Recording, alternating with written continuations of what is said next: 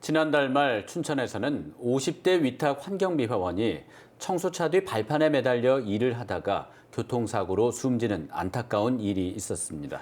유가족들과 동료들은 구조적인 안전 문제가 있다며 대책 수립을 요구하고 있습니다. 어떤 문제가 있고 대책은 없는 건지 오늘부터 김상훈 기자가 집중 보도합니다. 지난달 27일 새벽 3시쯤 춘천시 칠전동의 한 왕복 4차선 도로. 환경미화용 청소차가 옆으로 넘어져 있고 도로 위에는 쓰레기가 널브러졌습니다. 청소 차량이 중앙선을 넘다가 승용차와 부딪힌 겁니다. 이 사고로 청소차 발판에 타고 있던 위탁 환경미화원인 51살 김모 씨가 도로로 튕겨져 승용차에 치여 숨졌습니다.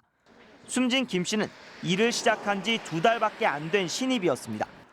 환경미화원 동료들과 유가족은 교통법규 위반이 1차적인 원인이지만 보다 근본적인 문제가 있다고 주장합니다. 8시까지 쓰레기를 집어넣어야 되니까 쓰레기 도각장에다가 시간이 안 맞으니까 그거를 갈 수가 없는 거예요. 그러니까 구조적으로 거기를 건널 수밖에 없는 입장이었던 거죠.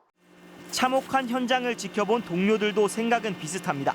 업무량이 많고 시간은 없다 보니 불법임을 알면서도 발판에 오르고 또 중앙선을 넘는 일이 많았다는 겁니다. 저 자신도 불법 유탁을 하고 사람이 뒤에 안 타면 작업 시간에 쫓기다 보니까 사람이 뒤에 발판에서 매달려서 일을 하고. 춘천 시내 환경미화원은 260여 명, 이 가운데 절반인 130여 명이 춘천시 직접 고용이고 남은 절반은 위탁 형태입니다. 춘천 내 환경미화원 위탁 업체만 14곳인데 한 업체당 노동자 10명 정도 꼴입니다. 이렇게 노동자들이 각각 다른 회사 소속인데다 위탁 업체별로 경쟁 입찰을 따내다 보니 안전은 뒷전으로 밀리고 있습니다. 앞서 지난 2015년과 2017년에도 야간에 청소 작업을 하던 위탁 환경미화원이 음주 차량에 치여 숨지거나 다치는 일이 있었습니다. 이들이 공공서비스를 맡고 있는데도 시 지경이 아니다 보니 사망사고가 나도 지자체의 법적 책임은 없습니다. 금전적인 관계로 보상을 해준다는 거 물질적으로 해줄 수 있는 부분은 이제 보험 처리를 할 테고요. 그거는. 그리고 저희가 직접 고용자가 아니기 때문에 그런 부분이 좀 있고.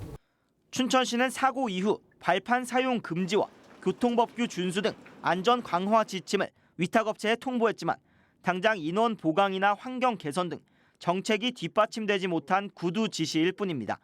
MBC 뉴스 김상훈입니다.